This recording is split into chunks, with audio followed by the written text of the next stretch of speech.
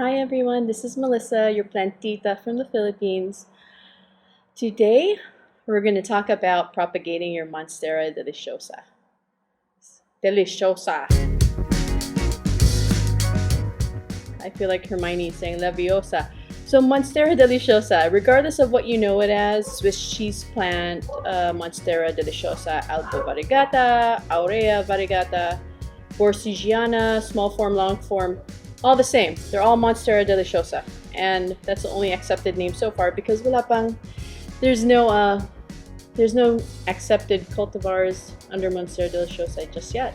So common names, yes, those are all of its common names, but for now we're just gonna call it a deliciosa. Today's willing volunteer for our propagation video is my reverted Monstera deliciosa. Okay, common name, aurea variegata. So it is the Monstera deliciosa small golden form. This guy was previously cut because it had reverted. So I cut it into 5 different places, and if you can see right here, there's a big missing stub, or a stub with a big missing plant.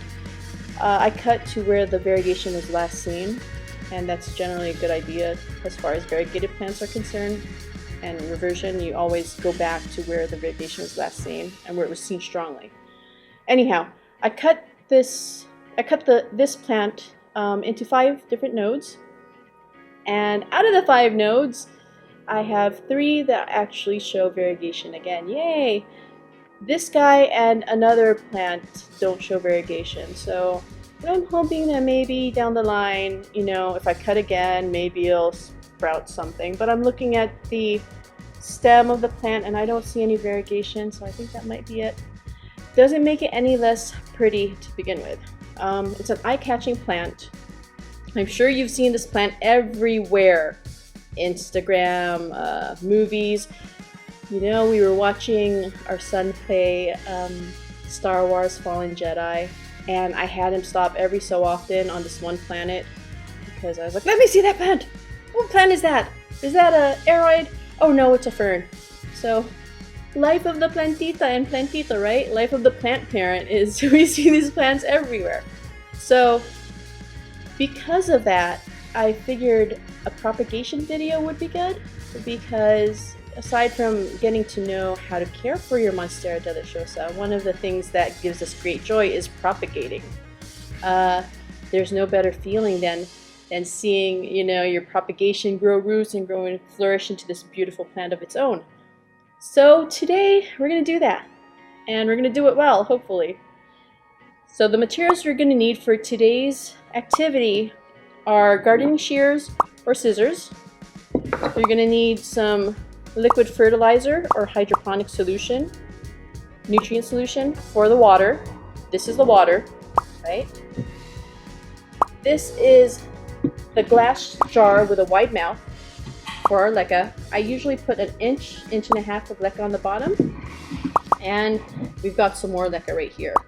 In case you haven't noticed, the lecca looks different in size and shape, and this really just depends on who the manufacturer of the lecca is. It's still the same thing. They're still both very light, and they both provide great aeration. Check out my posts regarding why you should switch to lecca, or how you can switch to lecca. That post will be coming up soon, hopefully by next week. But for today, we're going to go ahead and propagate this guy in water with some lecca. I like to propagate like in a one-shot done type situation. So if I propagate with water, I like to have some substrate in there so that when it's all done, like today, it's ready for display. We put it in a high bright light area, high indirect bright light area, and then we just let it do its own thing. If, on the other hand, you prefer to have your plants in a soilless media, or maybe even a soil media, that would be a different type of propagation. For that type of propagation, I like to do air layering. You might want to check out my video for air layering my Monstera delia. This guy right back here. We're going to air layer him. in just a little bit as well. And yeah, so that's going to be my easy air layering tips and technique. We're going to show that in another video if you're interested in propagation that includes soil or soilless media and not just water. So we've got all of our materials here in front of us. A quick rundown of plant parts just to make sure we're all on the same page. I do have a handy guide for the plant anatomy on my website, tastefulnodes.com. I'll go ahead and flash a little bit of it here in this video as well. So in this picture, I have 4 nodes. I have 2 nodes that do not have aerial roots. I have one that has 3 aerial roots, and then I have another that has an aerial root that disappears in the plants underneath it. So for the purposes of this actual activity, I don't want to use the nodes that do not have aerial roots. So it would be this one and this one right here. What I would use, however, is the node without aerial roots if it's accompanied by the node that has 3 aerial roots. So it's these 3 right here.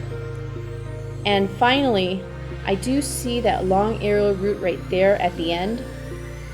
The problem is that aerial root has grown down into the soil to support the Monstera deliciosa. And what happened is we're probably going to have to dig it out of the ground if we want to use that node. And I'd rather not. I would rather use something that's still a little bit more controllable. It's really nicely developed. So that would be this node and this node right here. This is our winner. So we would cut 1 inch below the 3 roots that you see, and that would be the kind of node that you're looking for as far as aerial roots are concerned. This one is already in the ground supporting the plant. It also has some nice white roots coming out, because I need to repot this plant badly. I don't know if you can see that. So I will probably leave him there for another time, maybe another plant if I feel like propagating it that way. But okay, so let's do this. For this, you want to make sure that your gardening shears or your scissors are disinfected. I would run a cotton ball with some alcohol or some hydrogen peroxide across the cutting edge of the gardening shears.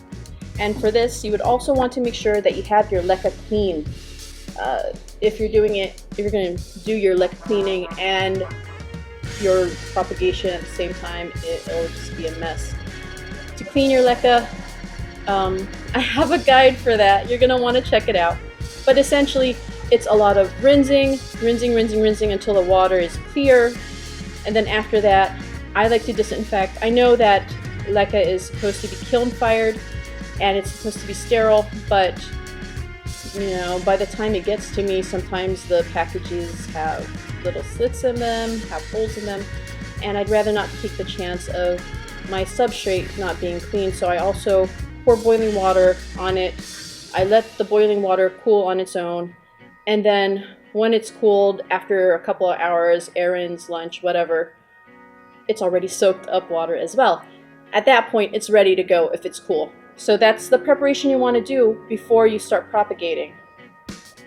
These are all ready. We're all ready to go with these. So if you're ready to go along with me, we can go ahead and propagate. So here we go.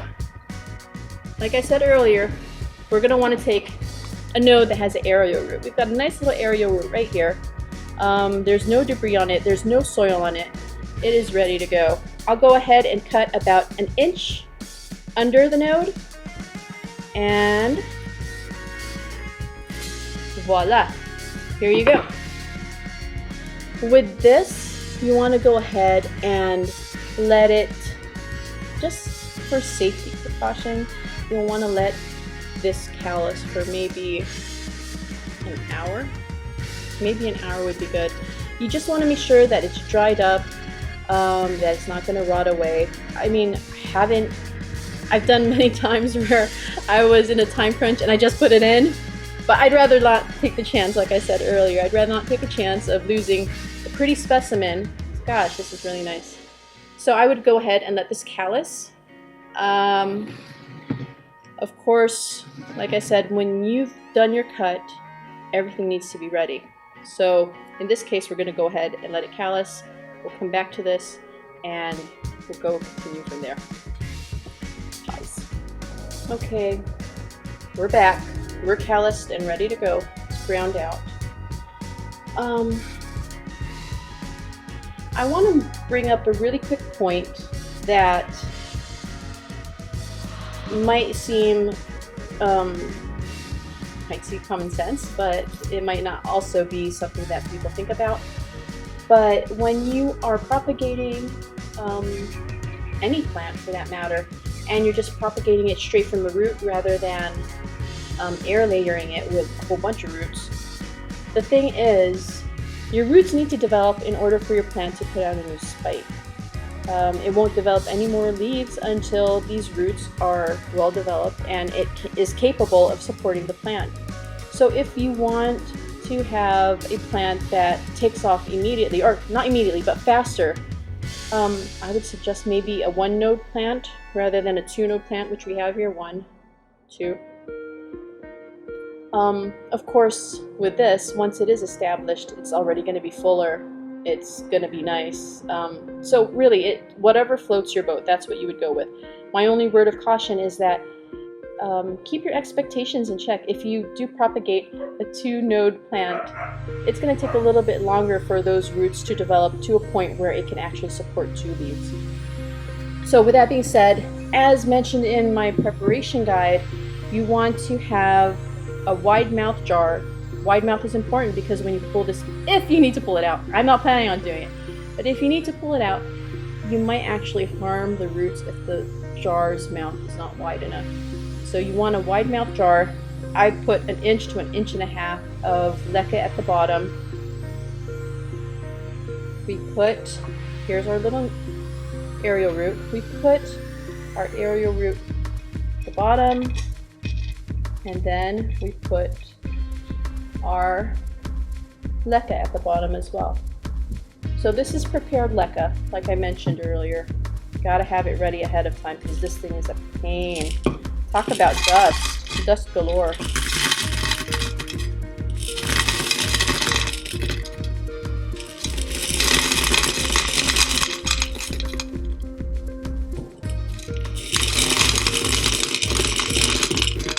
So the nice thing with LECA is that it actually has aeration properties, and that's due to its, I guess, the fact that it's clay and it's kiln fired, so it retains its shape rather than getting smushed like potting mixes can be. So when you create your potting mix, it's nice and chunky and everything, right?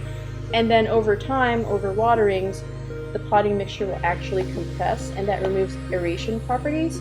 And that's why I like LECA, because it actually retains its shape and it also keeps aeration properties available for the roots, which is fantastic for us. That's what we want.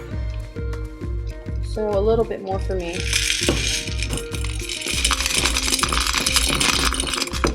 Oh, come over there. Another thing I like about LECA is that this thing is great for the environment. It really is. Gosh darn it. It's reusable. It reduces the amount of pollution that you put back in. So if you've got soil mixes that you toss out where your plants have already drained the nutrients from, you know, kinda isn't a good thing for the environment. Also, you get to reuse it after you clean it of organic materials and of any silt or buildup. It's ready to go. Another great thing about LECA. Anyhow, let me just put a little bit more. I'm trying to get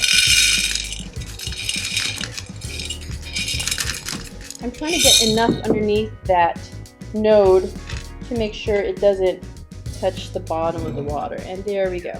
So what we have here is we've got the root inside the LECA, and the water is going to absorb This is the one. Oh gosh, I feel like I'm a spokesperson for LECA. I promise this is not a sponsored post. The nice thing about LECA is that it actually absorbs the water that it needs and it retains moisture in it. So whenever the root needs water, it'll simply tap the water reserved inside the LECA. You cannot overwater with LECA involved. Just can't. So part of the preparation guide also mentioned water and a nutrient solution. Nutrient solutions are really important. I know I just said that, you know, soil mixes aren't the greatest because the plants sometimes remove all the nutrients from the soil, thus needing to get repotted. But this also works for LECA. Because LECA is inorganic, there are no nutrients involved, and it's really important that you have a nutrient solution or a fertilizer that you could include in your water. In this case, gosh, you know, people will say it might be too expensive. Not really. If the LECA is reusable, that cuts down on your costs of buying more potting soil. And in reality, like nutrient solutions, listen to this. Add 25 ml of nutrient solution to every 10 liters of tap water. This goes a really long way as far as trying to keep your plant healthy. So, I mean, it is long-term savings, and it is also really good for your plant. So we already have that in here, already prepared that. I like to add the water all the way to the tip of my root, where I know my root is. So let me just put a little bit more in.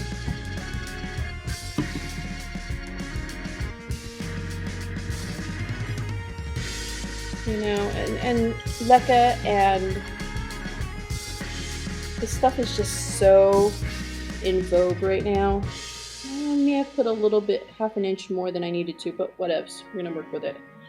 So my root is literally right down here.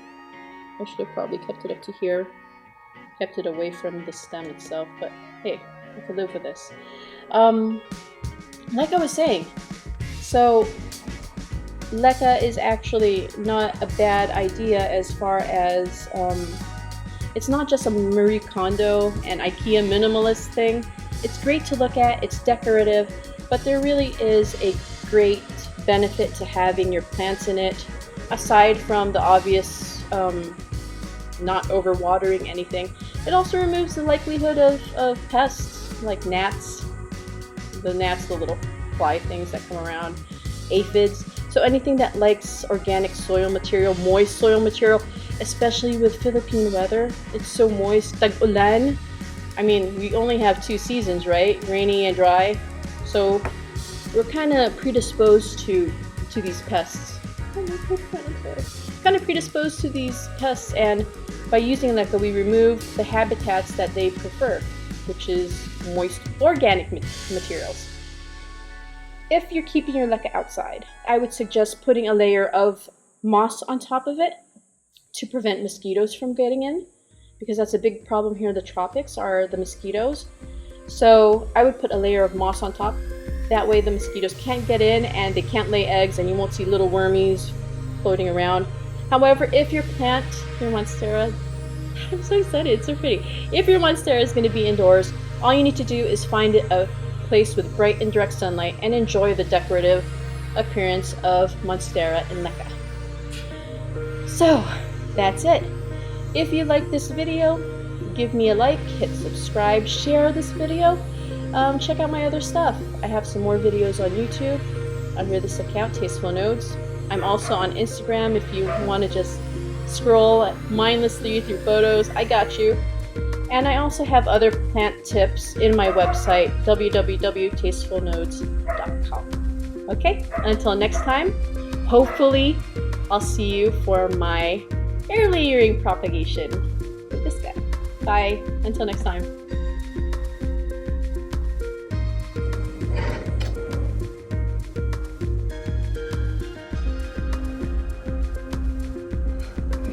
I really like this.